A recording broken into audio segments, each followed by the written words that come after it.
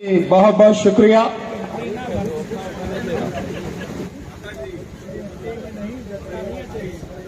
तथागत बुद्ध और बाबा साहब और इस देश में जन्मे सभी संतों, महापुरुषों और स्वतंत्रता सेनानियों, शहीदों के चरणों में नमन करते हुए आज इस मंच पर उपस्थित आदरणीय डीसी कपिल साहब, बड़े भाई महमूद पराचा जी, हमारे साथी पूर्व मंत्री राजपाल गौतम जी, हमारे साथी जो इस प्रोग्राम को कर रहे हैं, श्री दिनेश चंद्रा साहब और शेखर साहब, और मंच पर हमारे साथ बैठे हुए पसमानदा मुस्लिम महासभा के आदरणीय मकसूद साहब, और हमारे साथी अमरेंद्र जी जो अपने साथियों को लेकर लगातार 599 दिनों से यहां लड़ रहे हैं। 69,000 भर्तियों में जो घोटाला हुआ है वो और उनकी टीम, हमारे साथ बैठे हुए आदरणीय डीएन सिंह साहब जो ओल्ड पेंशन के मसले को लेकर लगातार संघर्ष कर रहे हैं, और अभी हम लोग डॉक्टर अंबेडकर पार्क में आज जो उनका रन फॉर ओपीएस था वहीं से हम लोग आ रहे हैं, तो वहां से आए हुए सभी साथियों का, और यहां मेरे सामने जो खड़े हुए हैं लखनऊ और इसके आसपास से जिन भी जगह से सभी साथी आए हैं उन सभी का बहुत बहुत हार्दिक अभिनंदन, सबका बहुत बहुत धन्यवाद। साथियों, ये जो ईवीएम की लड़ाई है,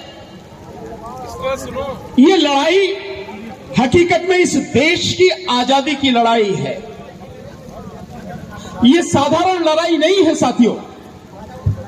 कोई समझता हो कि केवल एक मशीन को हटाने की लड़ाई है, नहीं, ये मशीन को हटाने की लड़ाई के साथ साथ इस देश को आजाद कराने की लड़ाई है साथियों। क्योंकि इस मशीन के माध्यम से इस देश के लोगों की आजादी को वर्तमान मोदी सरकार ने हड़प लिया है। इसलिए वर्तमान मोदी सरकार के हाथों से इस देश को आजाद कराना है, ये लड़ाई उसकी है। ये लड़ाई है कि इस देश के जो 100 करोड़ लगभग मतदाता हैं और इस देश के 140 करोड़ जो नागरिक हैं उनके अधिकारों की रक्षा हो सके।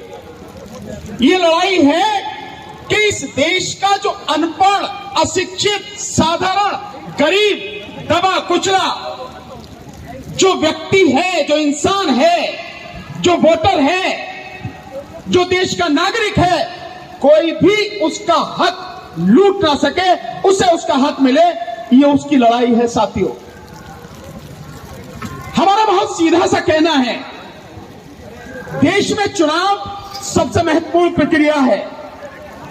देश के संविधान के अनुसार देश के लोकतंत्र को बचाने के लिए संविधान के हिसाब से चुनाव हो और देश में free, fair and transparent election हो, ये जिम्मेदारी देश के संविधान ने देश के चुनाव आयोग को दी है। लेकिन चुनाव आयोग अपनी जिम्मेदारी न निभा के एक व्यक्ति विशेष और सरकार की गुलामी करने में लग गया है। उसे गुलामी करनी है तो करे, लेकिन देश उसकी गुलामी से तबाह हो जाए, ये हम किसी हालत में बर्दाश्त नहीं करेंगे। इसलिए चुनाव आयोग को भी और इस देश की सरकार को भी हम चेतावनी देते हैं कि इस बार हम किसी कीमत पर भी ईवीएम से चुनाव नहीं होने देंगे। साथियों, आज भी देश में 2 तरह से चुनाव हो रहे हैं, और आप बताएंगे, मेरी बात छोड़िए, आप खुद इस बात को कहेंगे, 2 तरह से चुनाव हो रहे हैं। एक बैलेट पेपर से, जिसे आप पोस्टल बैलेट पेपर कहते हैं, कहते नहीं कहते पोस्टल बैलेट। क्या है पोस्टल बैलेट?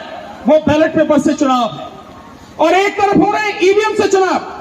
तो एक ही देश में 2 पद्धति से चुनाव क्यों हो रहे हैं? अगर संविधान में यह प्रावधान किया गया या सरकार ने संशोधन किया गया तो या तो चुनाव बैलेट पेपर से होते या चुनाव ईवीएम से होते। इसका मतलब यह है कि यह संवैधानिक प्रावधान नहीं है, यह कानूनी प्रावधान नहीं है, यह बेईमानी है सरकार की, और यह बेईमानी है सरकार की गुलामी करने वाले इलेक्शन कमीशन की।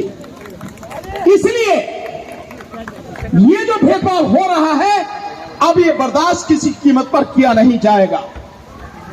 देश के हर वोटर को, देश के हर नागरिक को यह जानने का हक है कि वो जिस प्रक्रिया से चुनाव दे रहा है, वो चुनाव की प्रक्रिया पूरी तरह से स्वतंत्र, निष्पक्ष और पारदर्शी हो। ये उसका हक है। लेकिन आपकी आंखों के सामने आप सब लोग देख रहे हैं ईवीएम के माध्यम से किस तरह से हमारी वोटों को लूटा जा रहा है। दो उदाहरण से आप समझेंगे। पहले मैं उत्तर प्रदेश का बताता हूं।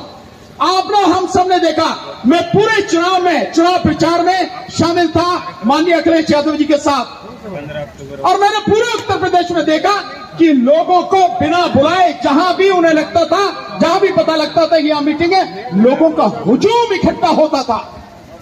इतनी जबरदस्त तरीके से लोग साथ में थे, और यूथ, विशेषकर जो बेरोजगार यूथ है, जो लड़ रहे थे, वो इतनी बड़ी संख्या में रेलों में भर भर कर अपने गांव पहुंचे और वोट डालने के लिए पहुंचे। वोट कहां गया? कहां गया वो वोट? और जिस दिन काउंटिंग हो रही थी, उस दिन आपने देखा होगा कि 403 विधानसभा सीटों में से 304 विधानसभा सीटों पर पोस्टल बैलेट की गिनती के समय समाजवादी पार्टी 304 सीटों पर आगे थी। और जब ईवीएम से रिजल्ट आया तो पता लगी कि बिल्कुल उलट हो गया। समाजवादी पार्टी 121 सीटों पर सिमट